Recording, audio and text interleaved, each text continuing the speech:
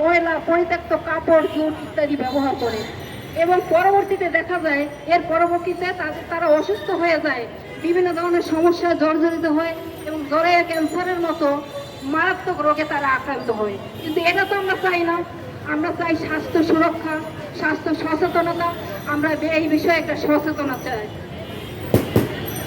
বাংলাদেশের সংসদ থেকে সংসদ পর্যন্ত সংবিধানের প্রত্যেকটা শাখায় আজকে নারীরা তাদের কাজের উজ্জ্বল সাফল্যের স্বাক্ষর রেখে চলছে।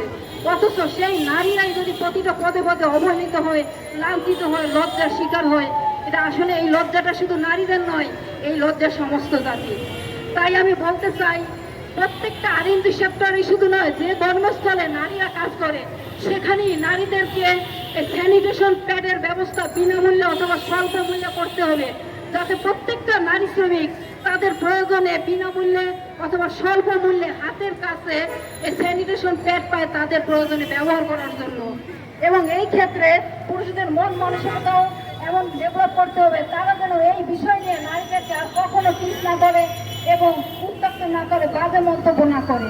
এটা প্রাকৃতিক একটা বিষয়, এটা কোনো লজ্জার বিষয় না। এবং আরো বলতে চাই, সরকারের দৃষ্টি আকর্ষণ করে বলতে চাই যে প্রত্যেকটা সেক্টরে, যেই সেক্টরে নারীরা কাজ করে সেই সেক্টরে এই বিষয় নিয়ে নারী গঠিত কমিটি গঠন করতে, তাদের সমস্যার কথাগুলো ওপেনে খুলে বলতে পারে, তারা লজ্জা। ধন্যবাদ সবাইকে।